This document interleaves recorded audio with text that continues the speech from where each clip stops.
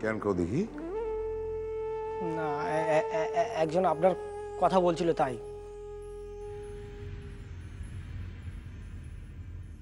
কি কইতাছিল? স্যার বলছিল আপনার সঙ্গে নাকি কাবুল শেখের খুব মিল আছে, আপনাকে নাকি কাবুল শেখের মতনই দেখতে। সে এক সময় কাবুল শেখের সঙ্গে ব্যবসা করতো, তারপর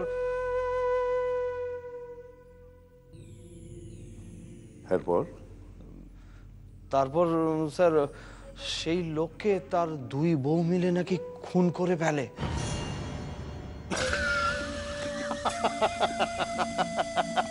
বাস, তাইলে তো মিটে গেছে। যে লোকটা বাচ্চাই নাই, তারে আমি চিনি কি না চিনি এই নিয়ে তো কোনো কাম নাই। কি কও? না, কথার কথা হচ্ছিল তো তাই আর কি। আমার নাম মুন্না ভাই। কাবুল শেখ বইলা কাউরে আমি কসমিন কালে দেখিও নাই, আর চিনা তো দূরস্থ। তা ঘটনা খান শুনছি। কি ঘটনা স্যার? ওই যে কাবুল শেখের দুই বিবি ফান্দে ফেলাইয়া তারে মারতে গেছিল। এইয়া মারতে গেছিল কি স্যার? আমাদের তো বললো যে সে নাকি মেরেই ফেলেছে। মারে নাই,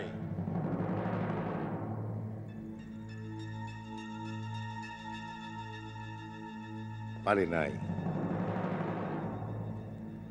কাবুল শেখের এক চীনা মাইনছের লগে আমার আবার ওই ওই ব্যবসার খাতিরে পরিচয় আর কি।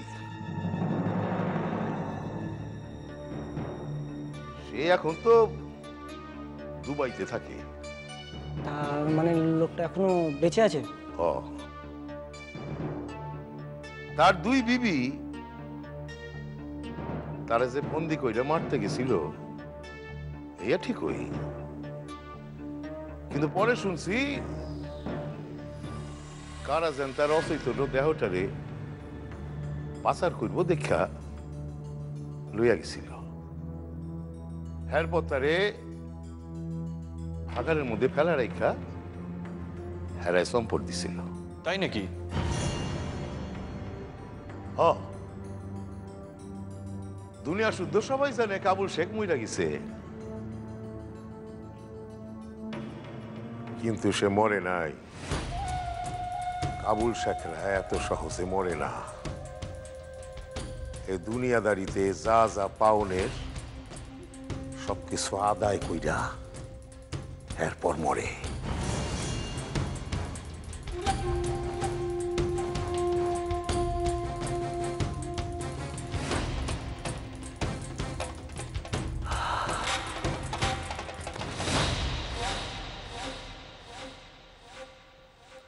তো শুনছি দিন তিনেক পরে লোক লইয়া এক প্রমোটার ওই ভাগার পরিষ্কার করতে আসে।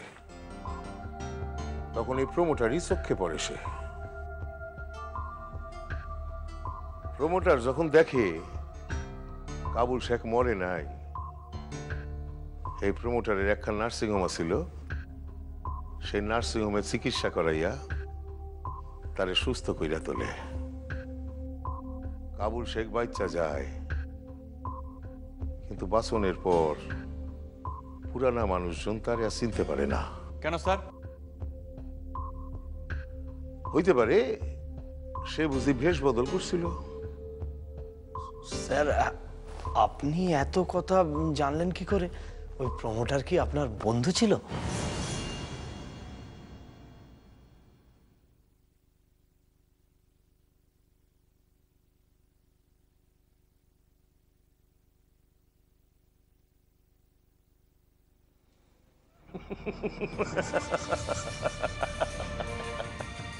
একদিন কি কইছি সবুজ ভাই?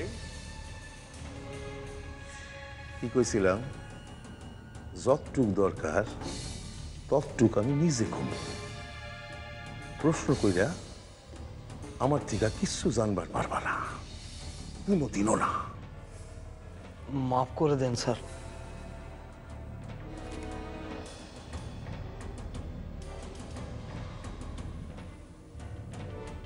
এইবারে লাখান করলাম, আই কিন্তু করুম না।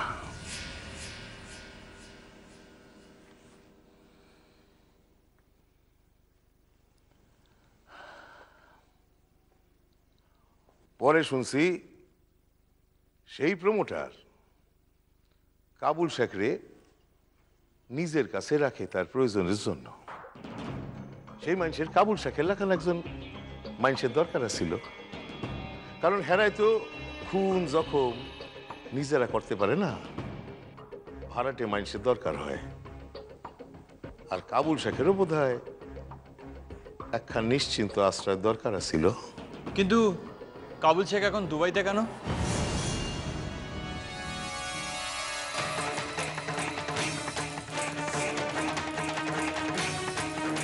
না না স্যার, বলতে হবে না, ও ও ভুল করে।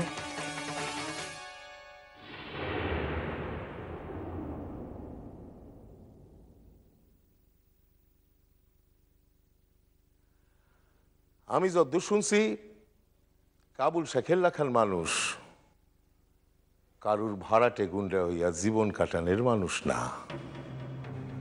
বরং ওই প্রমোটার রে ফান্দে ফেলাইয়া কত তাড়াতাড়ি তার ব্যবসা কান হাতাইতে পারে এই চেষ্টাই করব সে। তবে দেখো কথাখান আবার পাঁচ কান কইল না, তাইলে কিন্তু ব্যাপক বিপদ আছে কইলাম। না না স্যার, এসব কথা আমরা কোথাও কখনো বলবো না।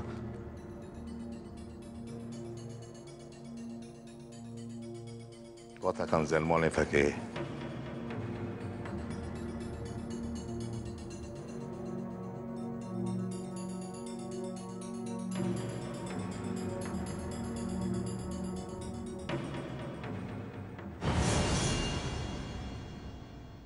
কাবুল শেখ মুন্না ভাই হইছে, নিজের ব্যবসা বাড়াইছে, ওই প্রমোটারে শেষ করতে তার বেশি দিন লাগবো না। শুধাই আর একখান কাম হে যে কবে করতে পারবো ইয়া জানা নাই। তা হইল নার্গিস বেগম রে তার নিকটে ফিরাইয়া না। তো এই কাম খালো সে করবই করবো। ওই শালিরে আমার পায়ে আইনা ফেলাইতে পারলে তবে কাবুল শেখের সম্মান খান বাঁচবো।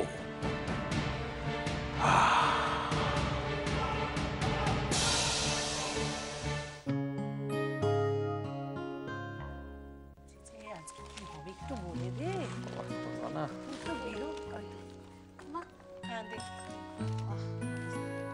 দাদা মেজমা, হ্যাঁ দে বাবা, চাটা খাই।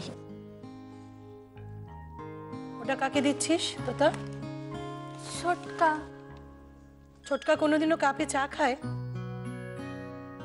ছোটকার একটা আলাদা গ্লাস আছে না? এই যে মা, আমি আনছি। দেখ তোতা, দেখে শেখ। আচ্ছা তোরা তো জন্ম থেকে এ বাড়িতে আছিস, সব কিছু দেখছিস শুনছিস, একটা সামান্য জিনিস মনে রাখতে পারিস না?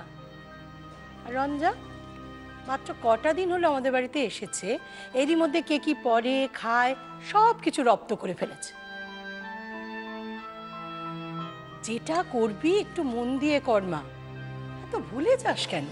আচ্ছা ঠিক আছে বড় বৌদি, আমি পেয়ে গেছি তো। না ছোট ঠাকুরপো, একটু শেখাতে দাও। মেয়ে সন্তান, আজ বাদে কাল পরের ঘরে যাবে, তখন আমার একটা জরুরি ফোন করার আছে, ভুলে যাব, আগে সেরে নি। ওমা দাদা, এই এত সকালে কাকে ফোন করবেন? বাড়ির ছেলে মেয়েগুলো তো পড়াশোনার ব্যাপারে উচ্ছন্নে গেছে, কেউ দেখারও নেই, কেউ শোনারও নেই। তারা কখন পড়ছে না কে দেখে? তো তোমরা তো সব বাইরে বাইরে গিয়ে চাকরি করো, ছেলে মেয়েগুলো তো আমার কাছে একবার পড়তেও আসে না। কিন্তু এর তো একটা হিললে করতে হবে, সবাইকে তো কম্পিটেন্ট হতে হবে, এভাবে তার জীবন চলে না। এটা কিন্তু তুমি একদম ঠিক নোটিস করেছো বাবা। এই বাড়িতে এখন পড়াশোনার চর্চাটা সত্যিই কমে গেছে।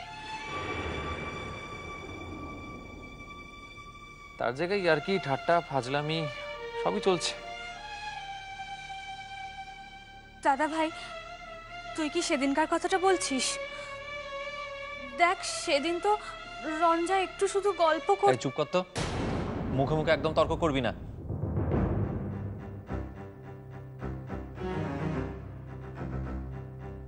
বড়দা ভাই, তুমি রঞ্জাদির গল্প করাটা দেখেছো, কিন্তু প্রায়ই রঞ্জাদি যে আমাদের কত ইম্পর্টেন্ট বিষয় সহজ করে বুঝিয়ে দেয় সেটা তুমি খেয়াল করোনি। আমিও তো কতদিন দেখেছি যে রঞ্জা ওদের পড়া বুঝিয়ে দিচ্ছে। ওই আর কি, কেউ যোগে ভিক পায় না, এই কথা তো সকলেই জানে। সেটা আমি জানি বলেই একজন ভালো শিক্ষক ওদের জন্য দিতে চাই। এজন্য খোঁজও পেয়েছি। হ্যাঁ, সে রাজি হলে ফোনটা তাকেই করব। আচ্ছা বাবা, ধরো কারোর মেমোরি লস হয়েছে, তার কিছু মনে পড়ছে না, সে সব ভুলে গেছে নিজের সম্পর্কে, কিন্তু পড়াশোনার জায়গাটা ঠিক মনে রেখেছে, এটা কি সম্ভব কখনো?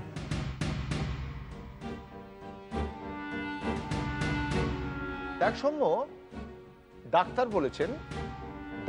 বলেছেন যে ওর সিলেক্টিভ মেমোরি ওয়ার্ক করছে, অর্থাৎ ওর কিছু কিছু সাবজেক্টিভ মেমোরি কাজ করছে, কিছু কিছু করছে না।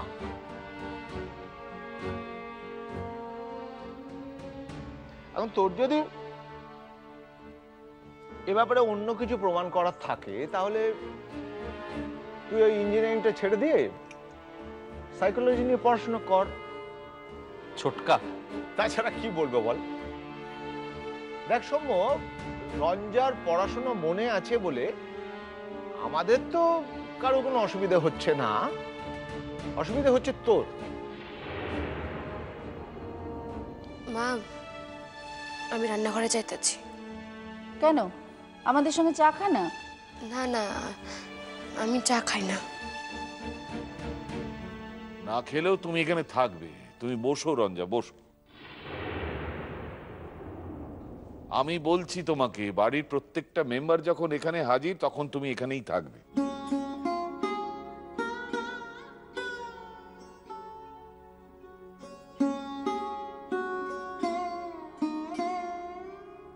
দাঁড়াও দাঁড়াও, আমি আগে ফোনটা করে নিই। এই রঞ্জা, একটু ফোনটা দাও তো।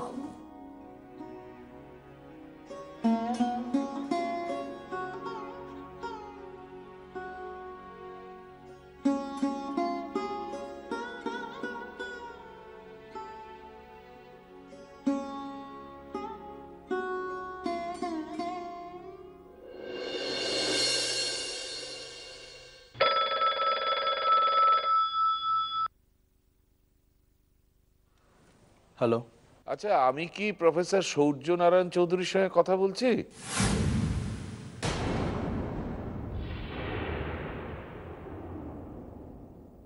আচ্ছা, আমি কি প্রফেসর সূর্য নারায়ণ চৌধুরীর সঙ্গে কথা বলছি? হ্যাঁ কইতাছি। ও নমস্কার নমস্কার, আমি প্রফেসর সৌমিত্র নারায়ণ বন্দ্যোপাধ্যায়। ওই বিশ্ববিদ্যালয়ে ইংরেজি পড়িয়েছি অনেক বছর। ও নমস্কার স্যার, আপনি আমারে আপনি কইতেছেন যে আমি আপনার নাম খুবই শুনছি স্যার। আপনার লেখা এস্থেটিক্সের উপর যে বইখান সেও আমি পড়ছি। ও তাই নাকি? কিন্তু আমার যে একটা আবেদন আছে তোমার কাছে। না না স্যার, আবেদন না কইয়া আদেশ কন স্যার। কন না, আমি আপনারে কিভাবে সেবা করতে পারি? শুনেছি তুমি প্রাইভেট টিউশন করো, তো আমাদের বাড়িতে এই 4টে ছেলে মেয়ে আছে, তো তুমি যদি একটু ওই ইতিহাস আর ইংরেজিটা পড়াতে। ইয়া তো আমার পরম সৌভাগ্য স্যার। আমার বাড়তি লাভ হইব আপনার লগে আমার দেখা হওয়া। আপনি শুধাই কন আমারে কবে থেকে যাইতে হইব? কোথায় বলে না শুভস্য শীঘ্রম, সেক্ষেত্রে কালই চলে এসো। আমি ওই নিয়ালিপুরে ওখানে গিয়ে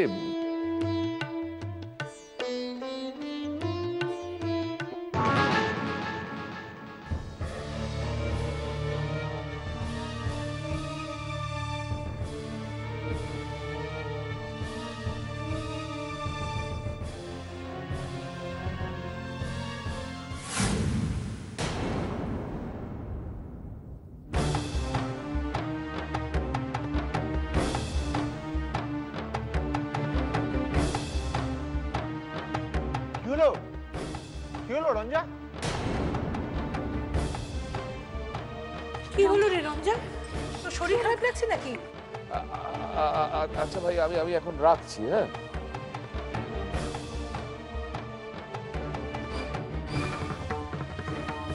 কি হয়েছে? আস্তে রঞ্জা মা, কি হয়েছে? কি হয়েছে? শরীর খারাপ লাগছে? বল আমাদের।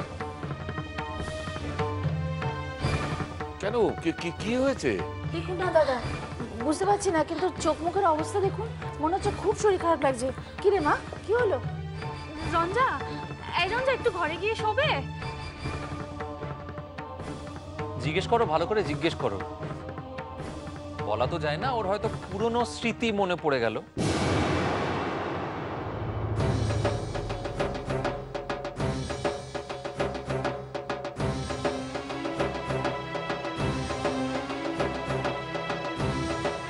সৌম্য, মানুষকে বারবার অপমান আর বিদ্রুপ করার মধ্যে কোনো মহত্ব নেই, একে শিক্ষা বলে না।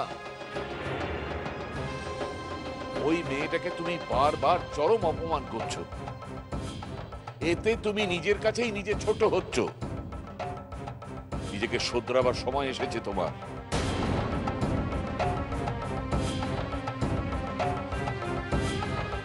কি হয়েছে রঞ্জা? কি হয়েছে তোমার? না, হঠাৎ করে মাথাখানে একটু ঘুরে গেছিল। ঠিক বুঝেছি, বস তো এখানে, বস বস একটু।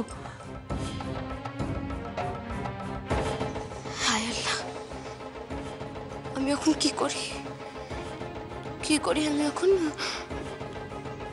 আল্লাহকে যে জীবনে আর কখনো দেখা করতে চাই না আমি। আল্লাহ, তিনি তার সংসার লইয়া, তার স্ত্রী লইয়া ভালো থাকুন। আমি তাদের কোনোভাবে বিরক্ত করুন না আল্লাহ। কাইল কি কইরা তার চক্ষু ফাঁকে দিব আল্লাহ? কি করব আমি?